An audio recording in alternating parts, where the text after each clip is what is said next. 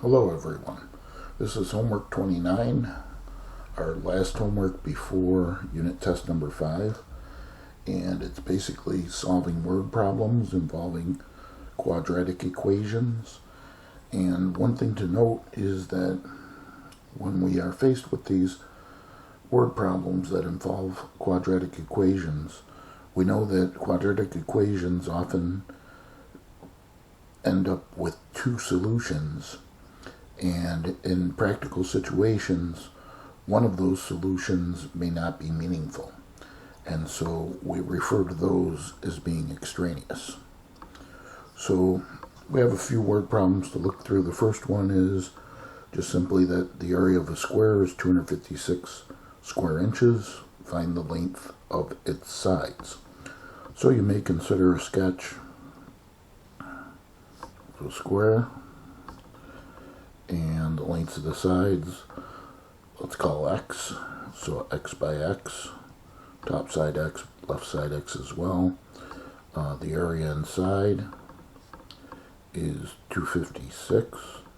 You can include the units if you like, I'll leave them out for now. And then we know the area of a square is just, well, if you think of the area, let's say more in general, of a rectangle, it's length times width. So the area of a square, if we call each side x, it's x times x, or x squared. And so we could start by saying that the area is 256, and then replacing the area, because we don't know what the length of these sides are, that's what we want to find, replace the area with x squared. So x squared is 256. And then we have a situation where there's a quadratic equation, because a quadratic, remember, is a squared term. But it's not in standard form, because quadratics have to be set to 0. So we need to move this 256 to the left. And so I'll indicate the transposition with our little arrow like we've done in the past. So therefore, x squared. And remember, when we transpose, the sign of the term that we're transposing changes. So the 256 becomes negative, because basically all we're doing is subtracting 256 from both sides of the equation. So x squared minus 256 would be 0. And now this equation is in standard form, because it's quadratic, it's set to 0. So we want to factor. Now notice that we have the difference here of, well, x squared is a perfect square, that's for sure. But what about 256? So that's probably not one of the perfect squares that we memorize. So if you happen to draw a big number like that, just to make sure, just take the square root of it. So let's hit second function, x squared key. So there's the square root of 256. And let's see if that's a pretty number. Yep, it is, 16. So the perfect square of 256 is 16. So we could factor as the difference between two perfect squares. So an x and an x, 16 and a 16. One is negative, one is positive. And now we could use our zero factor property. Set each one to 0. So x minus 16 is 0, and x plus 16 is 0. I think I'll move up here because I kind of ran out of room, and I'll recopy that. So x minus 16 is 0, x plus 16 is 0, and if you literally need to show it, add 16 to both sides. We get x equals 16. And subtract 16 from both sides in this one, and we get x equals negative 16. So you see that we have two solutions, but negative 16 is not feasible because we're talking about lengths of sides. So this is not a meaningful solution. So this is the extraneous solution. And our solution then is that x equals 16, and that would be inches, because it's one-dimensional. Okay, so here we have an example. Can't really draw a sketch of this, but the sum of a number, so call the number x and its square, so the square of x would be x squared, is represents equals 6.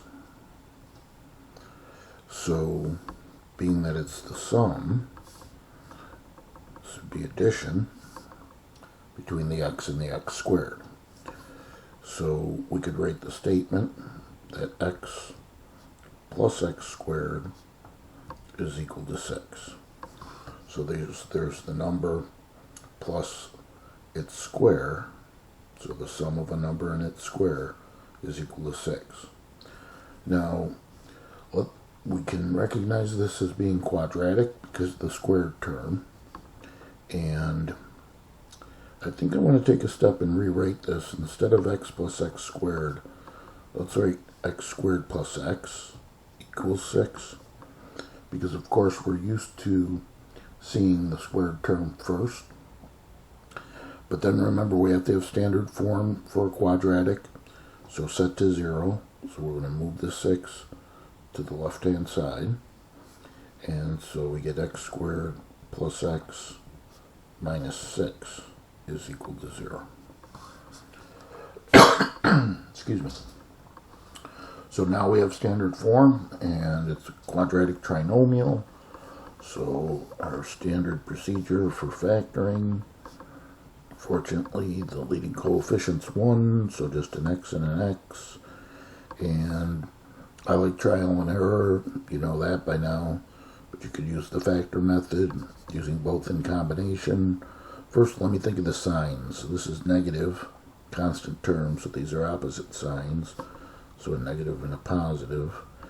And let's see, I need two numbers that multiply to give us negative 6, that add or combine to give positive 1, because there's obviously a 1 in front of that x. And so it looks like a 3 and a 2 would work if I make the 3 positive and the 2 negative. And so you could check to see that that's the correct factorization by calculating the inners, negative 2x, the outers, positive 3x, which combine to give us the positive 1x. Okay, I'm going to bring it up here, use the zero factor property, set each of those to 0, x minus 2 is 0, x plus 3 is 0, and solving those resulting linear equations. Again, you don't need to show these steps, you can just do that by inspection. But adding 2 to both sides, we get x is 2, and subtracting 3 from both sides in this linear equation, we get x is negative 3. So in this situation, actually both numbers do work, because it's not a physical situation where, like the last example. So even though this is negative, it still works, because if you plugged in negative 3 in here, you'd get negative 3 plus a negative 3 squared, which is negative 3 times negative 3 or 9, and negative 3 plus 9 is 6. So, and you could be checking all of these as well every time. So the numbers are 2 and negative 3. Okay, so then we get to a classic example. This gives the scenario: you get an object thrown upward from a tall building, 96 feet tall. So you might draw a building, and the ground got 9 stories, I guess, or at least 8, right? And it's thrown upward. So it goes up, it reaches its maximum, and comes down and hits the ground. And we're given that the building's 96 feet tall, and we're given the initial velocity that it's thrown upward with. And then they also give us the height of the object. Right here, our equation for the height at any time. So the height is negative 16 t squared plus 80t plus 96. Now, you don't really need to worry where that came from, but if you're in physics, this is a classic formula where the 96 represents the height of the building, the 80 represents the initial velocity, and the negative 16 comes in to play from 1/2 of gravity. Gravity is 32 feet per second squared. That's the acceleration due to gravity. And half of that is negative 16. So that's actually a formula that's derived in physics. But all you need to know is that we want to find out when will the object hit the ground. And it's going to hit the ground when h is equal to 0. Because we always affix a reference with our situation, and at ground level, the height is equal to 0. You know, this right here, at this point, this is the 96.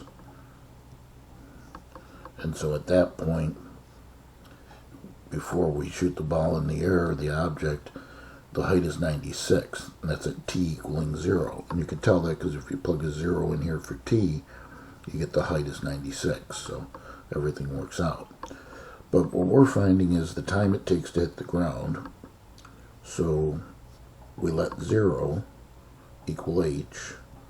So 0 equals negative 16t squared plus 80t plus 96. Okay, now I guarantee you're going to get one question on the exam identical to this. It's just going to be a different equation, but it will have the negative 16 in front of the t squared. Now what I'm going to do just to make this easier for us is I'm just going to rewrite this because we're used to having the 0 on the right hand side.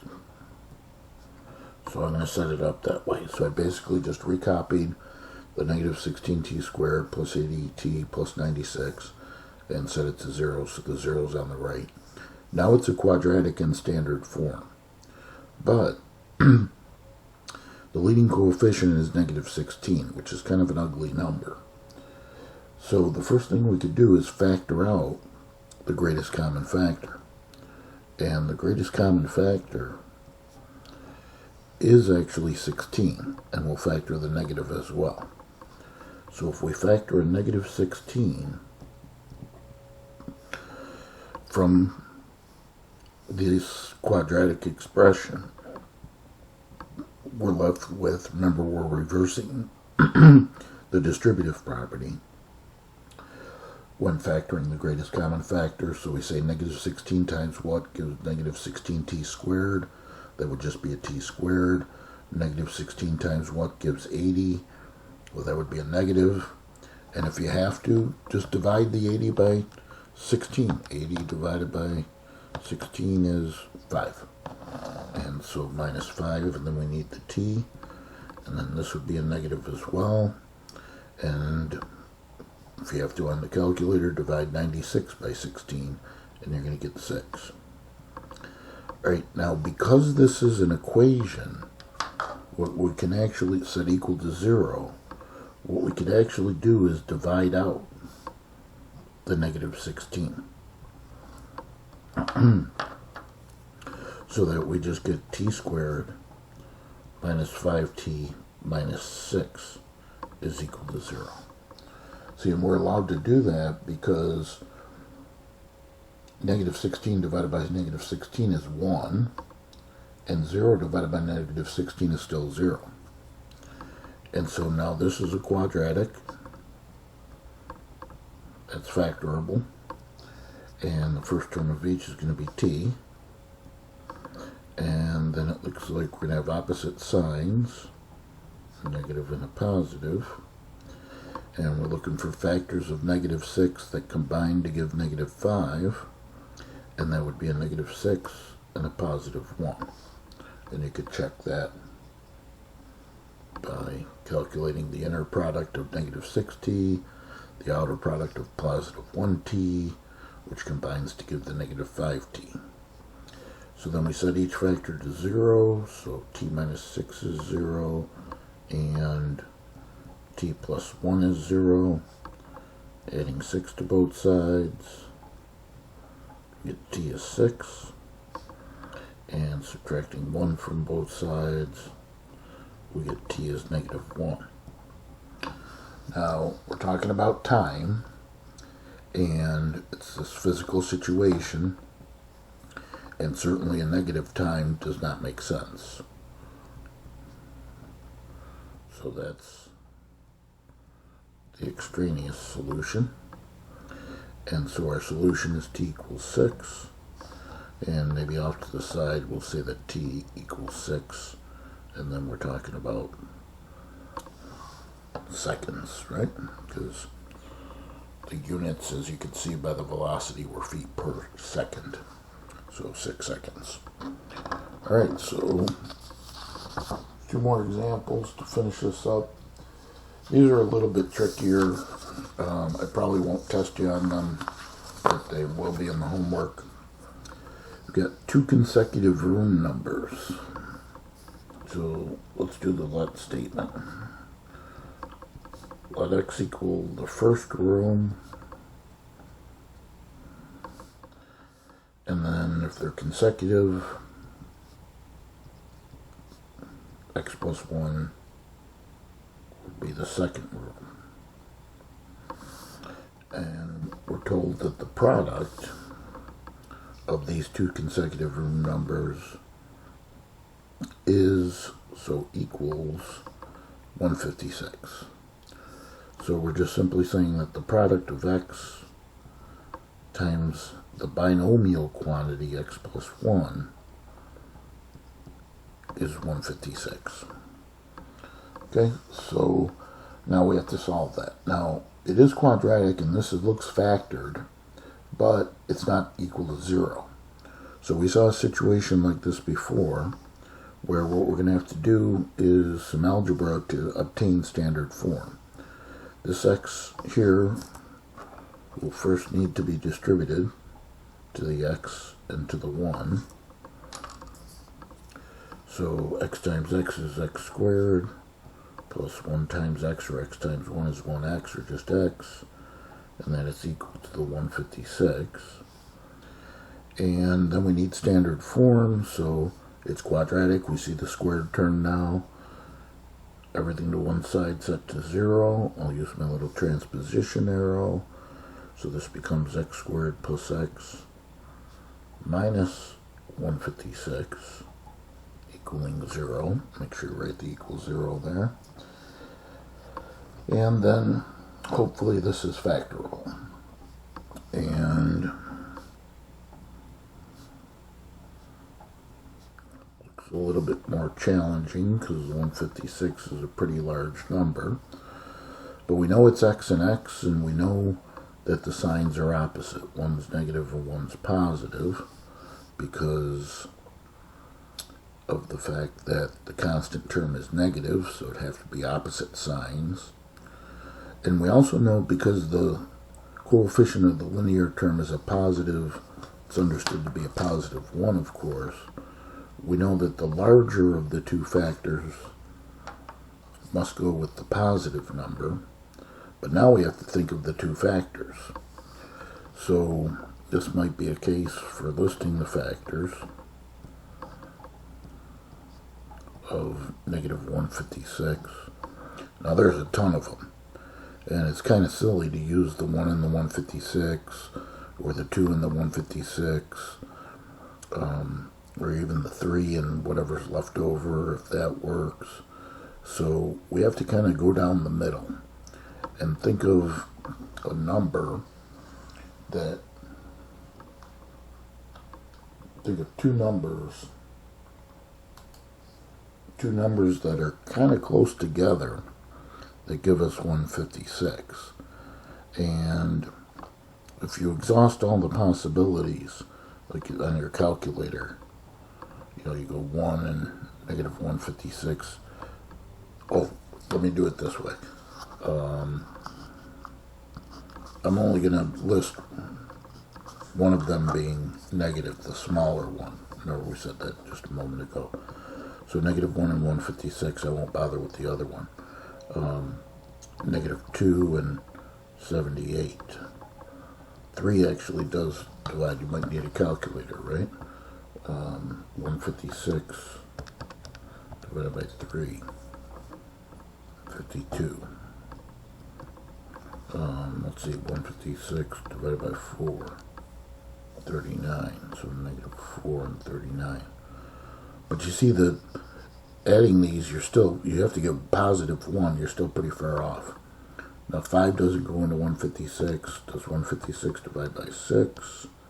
Yeah, 26 times, but that doesn't help. Let's see, 7. 156 divided by 7. Nope. 156 divided by 8. No, it doesn't go in evenly. 156 divided by 9. No. 10 doesn't divide. 156 divided by 11. No. 156 divided by 12. 13. So a negative 12 and a 13. And I think we finally got it. Because that adds to give us a positive 1.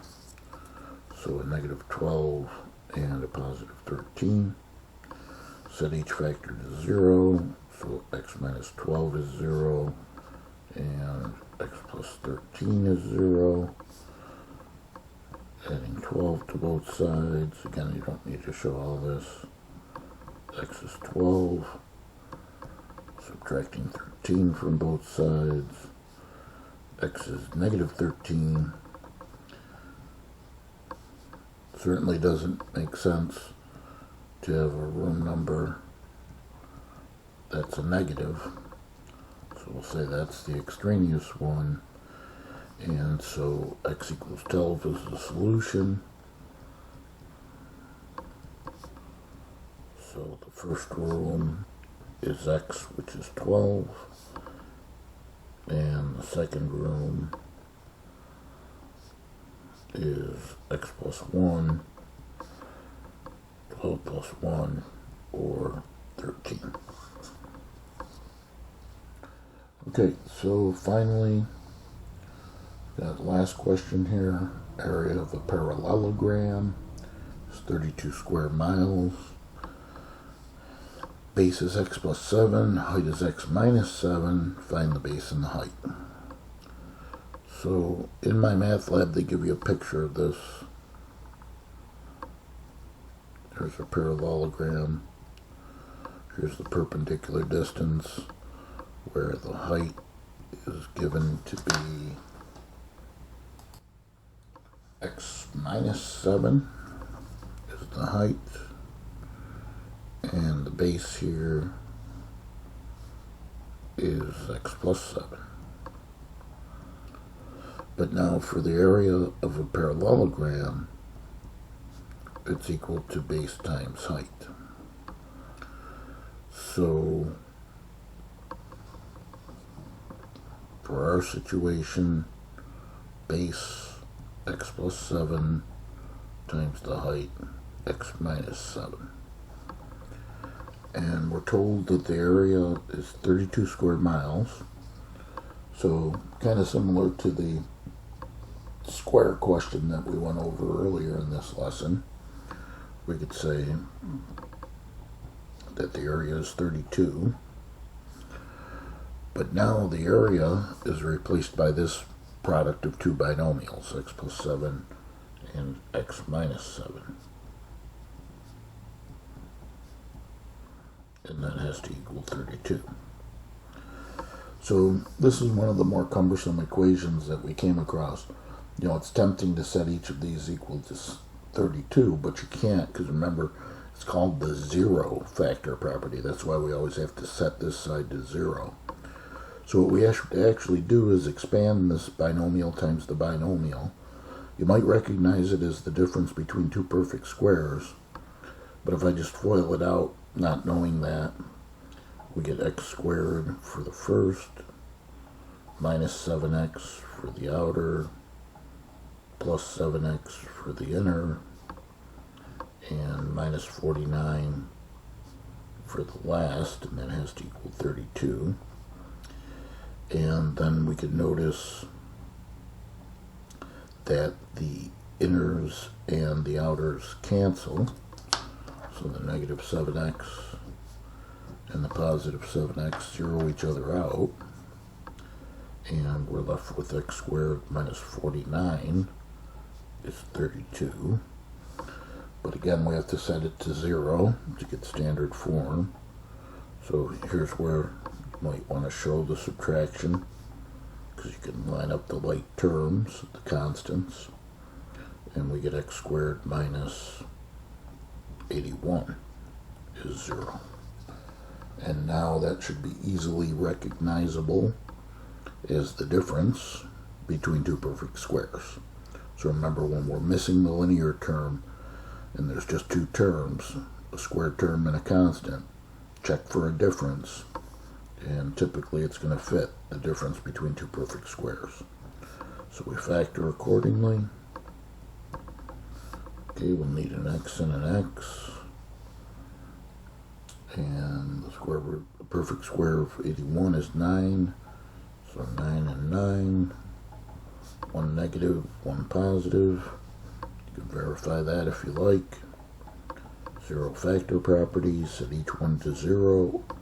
X minus 9 is 0, x plus 9 is 0, and solve each resulting linear equation. So adding 9 to both sides, we get x is 9. Subtracting both 9 from both sides, x is negative 9. But once again, this is a physical situation where the negative does not make sense. So that's extraneous. And our solution would be x equals 9. So then we have to say that the base was x plus 7.